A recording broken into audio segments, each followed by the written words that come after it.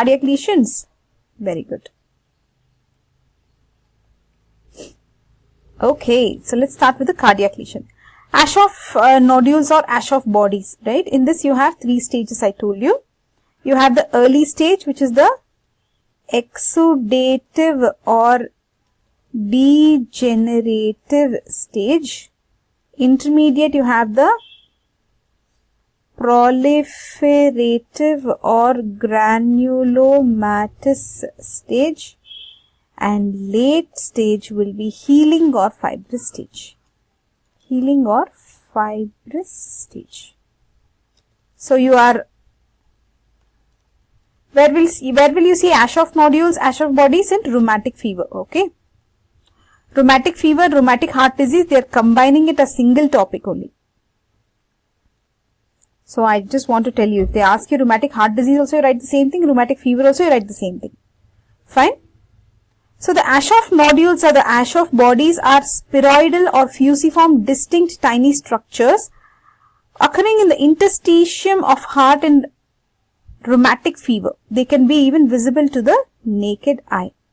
So first of all, what are these? They are spheroidal or fusiform distinct tiny structures 1 to 2 millimeter in size occurring in the interstitium of the heart and rheumatic fever. They are even visible to the naked eye. I think if you look at a diagram, then only you will understand, right? So let me show you the diagram. Hold on.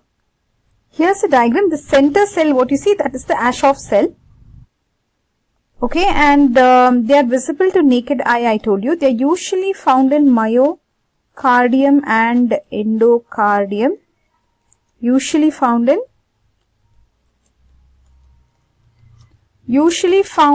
myocardium and endocardium, rarely in pericardium and around the aorta, okay?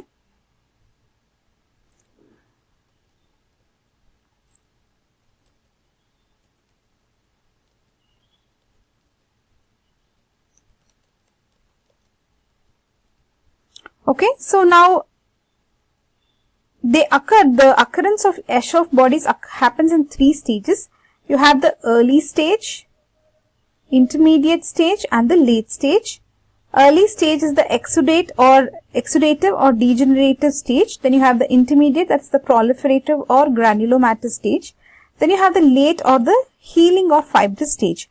We have to dive into the details of these. Are you ready? Let's look at the early stage. It's not hard, don't worry. Now early stage, let me give you details. I wish there was some more place here. I'll put it in a new slide because let it be here. I will move this to a new slide. Early stage. Okay. This is the Aschoff nodules. Early or exudative or degenerative stage. Okay, we're looking at this one now.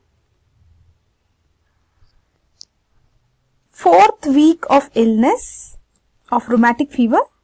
At that stage, it is apparent, this Aschoff body in the early stage. Okay, here what will happen? There is edema of connective tissue.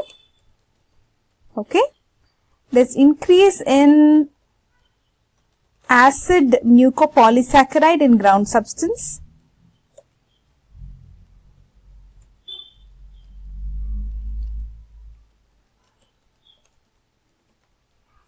This results in separation of the collagen fibers, and hence there is fibrinoid degeneration. Here, no, I'll tell you what is important. It's kind of hard to remember everything, right? So let's go with this, okay? At the 4th week of illness, go with these terms. 4th weeks of illness, increase in acid, separation of collagen fibers, fibrinoid degeneration. This is the term. This stage is known as, one more term they use is fibrinoid degeneration. Okay, because the collagen fibers separate. Okay, they appear like, they appear and stain like fibrin.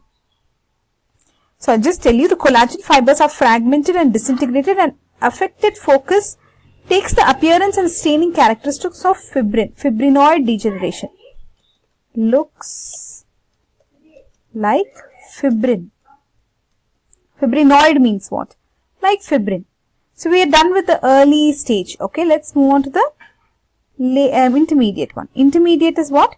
Proliferative or granulomatous stage, correct? Proliferative or granulomatous stage of what? Yes, of Aschoff nodules. Okay. Is it clear? So where are we now? Aschoff nodules, intermediate, proliferative or granulomatous stage. I think we'll continue in the next video. There's a lot, right? So let's just revise what we have seen so far. Rheumatic fever, rheumatic heart disease, both are combined into one topic. Both are, you can put them very close to each other. Rheumatic fever is an autoimmune focal inflammatory disorder of connective tissues throughout the body. Okay, and rheumatic heart disease will be a part of rheumatic fever. Rheumatic fever is a systemic post-streptococcal non-suppurative inflammatory disease. It affects the heart's joint, central nervous system, skin, subcutaneous tissue, affects the whole body actually. The chronic stage of rheumatic fever involves all the layers of heart, pancreatitis. Okay, this will be called as rheumatic heart disease. Streptococci are the cause. They produce antigens which are similar to the antigens of our body. This is called as molecular mimicry or cross-reactivity. So this is an autoimmune attack. Etiopathogenesis we have seen.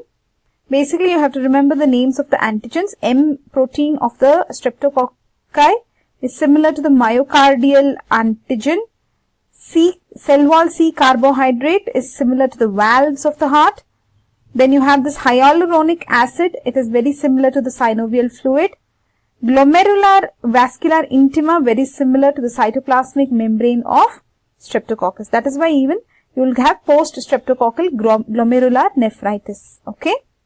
Skin. Why is skin affected? Because peptidoglycan is similar to the skin antigen.